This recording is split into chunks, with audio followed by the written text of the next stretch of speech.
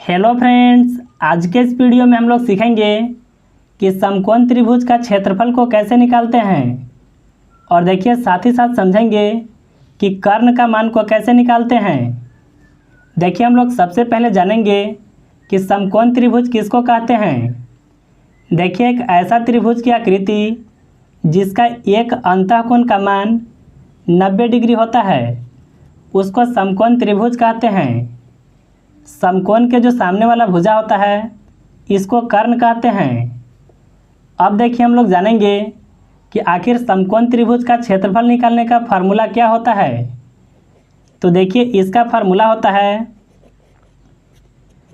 1/2 गुना आधार गुना ऊंचाई। देखिए ऊंचाई के जगह पर आप लंब भी लिख सकते हैं। देखिए यहाँ पर सबसे पहले 1/2 को लिखेंगे। आधार का मान कितना है, तो यहाँ पर देखिए 3 सेंटीमीटर।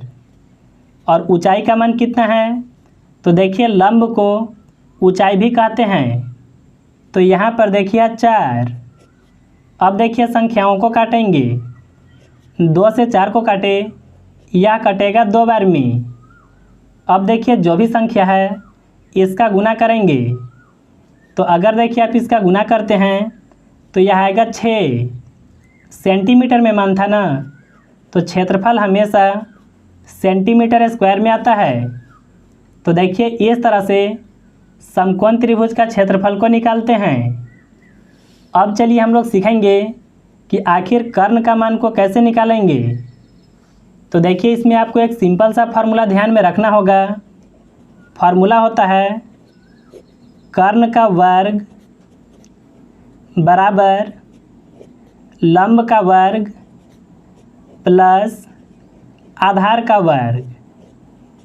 देखिए यह फार्मूला होता है कर्ण का मान को निकालने के लिए।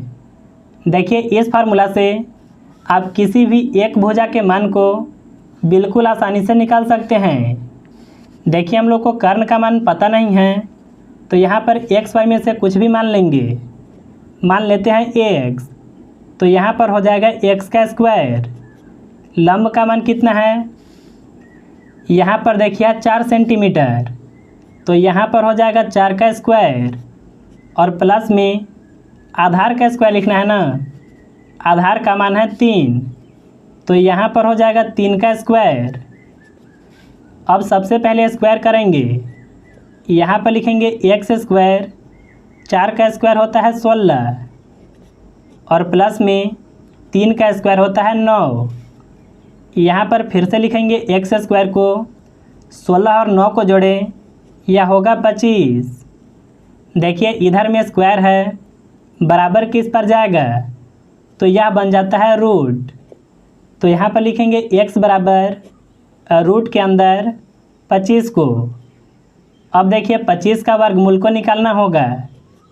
तो देखिए 25 का वर्गमूल होता है 5 और देखिए यह होगा सेंटीमीटर में। तो देखिए इस तरह से आप बिल्कुल आसानी से समकोण त्रिभुज का क्षेत्रफल और कर्ण का मान को निकाल सकते हैं। तो मुझे उम्मीद है कि आप बिल्कुल आसानी से समझ गए होंगे।